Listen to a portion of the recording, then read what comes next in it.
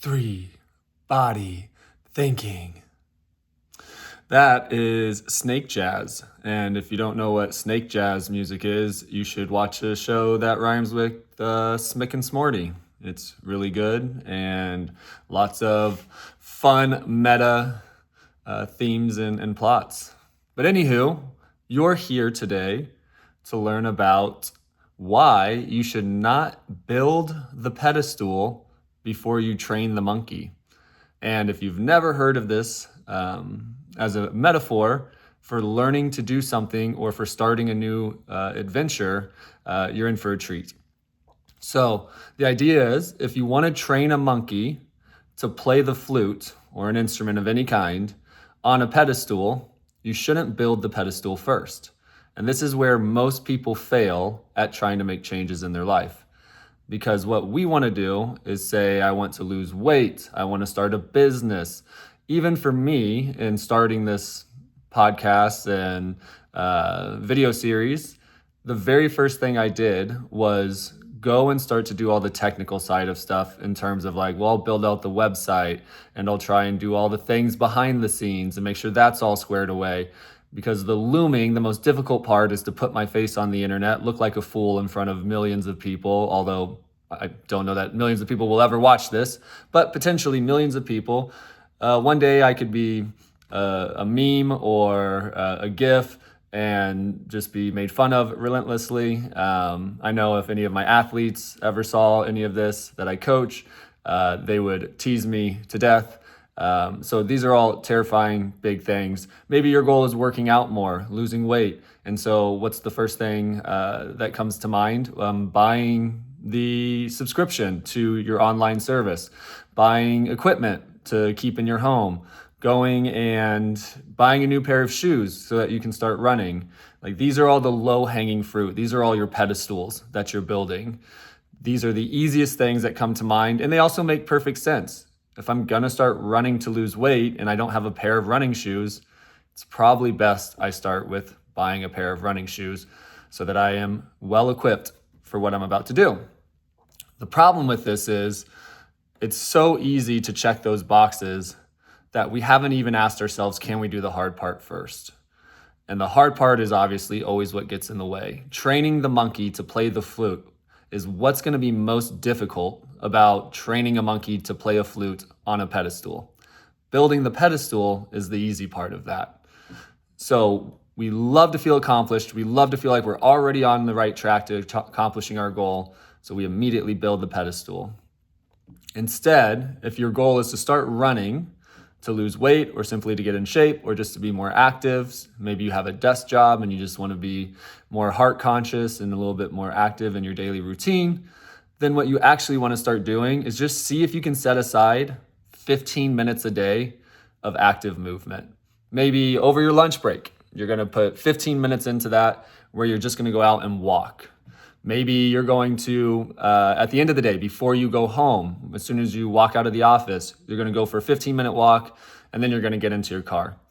Maybe you're going to torture yourself a little bit, and you're going to park 15 minutes away from the office so that you have to walk 15 minutes to get there, and then 15 minutes to get back to your car. And I know it probably sounds funny that I use the word torture yourself, but oftentimes that's a lot of what this feels like. And I can guarantee you, if you're trying to train a monkey to play a flute, it's going to be dragging, long, and difficult and frustrating. And you're going to want to pull all of your hair out, and you're going to want to pull all of the monkey's hair out, because it's going to be arduous, difficult work. So yes, torturous. But those are also the parts that we avoid. That's why, again, you don't want to build the pedestal first, because you're avoiding the tormenting, the difficult parts, the parts that take discipline rather than motivation. And motivation is not what gets in the way. Motivation gets you to buy the wood for the pedestal. Motivation gets you to buy the equipment to put in your basement. Motivation gets you to walk into that gym, buy a membership, walk back out, and never show up again. Motivation is what everybody hinges on as life-changing. We all want motivation. The problem is you're just not motivated enough. If you were more motivated, if you had more energy for yourself, those are all the wrong things to focus on. Instead, the question is, can you do the work when you do not want to. And that word is discipline. What people lack for change is discipline, because discipline is waking up when nobody else knows you're waking up.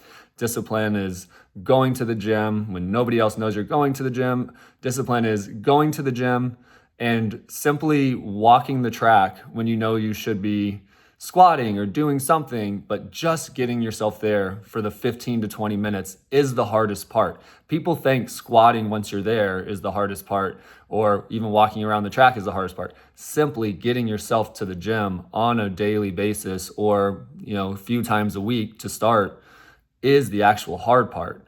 People think that's the easy part, but that is the most difficult part in change, is being disciplined enough to go do that, to make that decision. And the reason why is because it breaks your routine. The reason why you're doing what you're doing today is because it's become routine. It's the path of least resistance. So you have to just show up, don't change anything about yourself, and everything's going to fall into place more or less.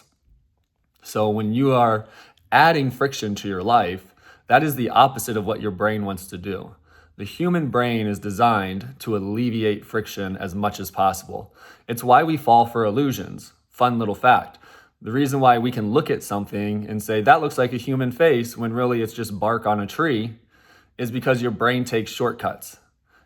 The reason why we can look at all those fun art exhibits and it looks like it's mind-bending and one line is actually longer than the other, but no, it's not. It's the same length. All of those trickeries, all of the logical fallacies, all of the biases where we see something, we think, oh, that means it applies to everything that looks like that. We see one bird make a noise and we're like, that's the noise that bird makes. And then you find out, no, that bird is sick and no other bird like it makes that noise. These are all trickeries of the brain because it wants a simple, quick answer. It wants it to be efficient. It doesn't want to think anymore. And then it wants you to move on with life. Another fun fact, your brain consumes roughly 30% of your calories on a daily basis. So even if you were to just lay in bed and do nothing all day long, you would still consume about 30% of your daily calories simply by having to think and for your body to breathe and digest and do all of the internal processes. So when you're challenging yourself to get out of your routine, it means your brain is uncomfortable, which means your caloric intake has to go up because now you're thinking more, you're having to analyze more, you're having to reflect, digest, understand more. So your caloric intake for your brain goes up. You feel more challenged. Life feels like it has a whole lot more friction to it. And what do? We fall back into our routine. Why? Because that's what your brain is designed to do. It makes perfect sense. If you're on a savanna back when we were apes and probably before we had language or when we were developing language, so we're talking hundreds of thousands of years ago on our evolutionary timeline, if you saw a bush that had tons of berries that were delicious and easy to eat, you would go back to that bush day after day to get as many as you could. Why would you ever go, berries make me fat, berry no good, me go look other bush, find better berry? Like, that's just not a thought that's going to cross your mind. Your survival, and if those are really sweet and yummy and high calorie berries, you're going to go back to that bush until that bush has no more berries. So in today's world, we are surrounded by abundance of sweet berries. Almost everything around us is easy to access, and I'm talking on the average. There are plenty of people who don't have access to resources in this world. I completely understand that. So I am in no way saying that every person on this planet has an easy life today and access to plenty of resources. But for the purpose of this podcast and talking about making changes in our daily lives, assuming that we're living in more of an industrialized civilization while watching this, the hard part is saying no to the sweet berry bush, because your brain is wired for survival. Survival means convenience and ease, because then you don't have to expend extra calories that are not necessary. Whenever you want to start going to the gym, whenever you want to start a new hobby, whenever you want to drop an old habit, you are asking your brain to consume more calories. And the second you ask your brain to consume more calories, your brain says, wait, I know an easier way of doing this. And then it wants to revert back to that easier way of doing it. And that again is where the word discipline comes back in. Discipline, not motivation, is what gets people not just past the halfway point, but to the finish line. Motivation gets you to the starting line. And when that gun goes off and the race starts, motivation gets you off that starting line. And then after 1 or 2 strides, it's all discipline from there on. And you'll get spikes of motivation. All of a sudden, you've noticed some really great gains. Maybe you're playing the guitar and you can finally play your favorite song and you're so happy because you can show a loved one that you learned their favorite song. Or maybe it's your guys' wedding song and you're so excited and that hit of motivation is going to happen again. And then as soon as you're done playing that song, you're like, I have to start all over again at learning another song that I'm going to be garbage at. And then discipline comes back in, because that was just the most fun part of it. You just simply got to build the stool, and now you're like, okay, the stool's ready. I can put the monkey on it. This is so exciting. And then we realize all the hard work of teaching the monkey to play the flute again comes back in. So I challenge everybody to shift their focus away from motivation. It's important, you need it, but it is not what gets you over the finish line. Motivation gets you started. It's what sparks your interest. It's what intrigues you. It's what makes you even think about building a pedestal for a monkey to play the flute on. That idea sounds really fun to you, and you're like, yes, let's try it. I know what I'm going to do first. I'm going to build the pedestal. Again, wrong. The first thing you need to do is go see if you can even get a monkey to hold the flute without breaking it, to touch it in a way that is conducive to playing music. Can you get it to put the flute in its mouth? Can you get it to play a single note? All of those are the things like going to the gym on a regular basis, parking, again, 15 minutes away from your job so that you have to walk, setting timers earlier so that you can get up earlier to go practice your hobby, work out, whatever it is you want to accomplish. Maybe you're wanting to start your own business.